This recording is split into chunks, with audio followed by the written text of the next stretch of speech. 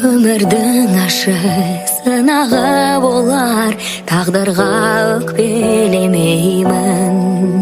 Оның да бір күн сұрауы туар, соңғы рет қолауым шығар.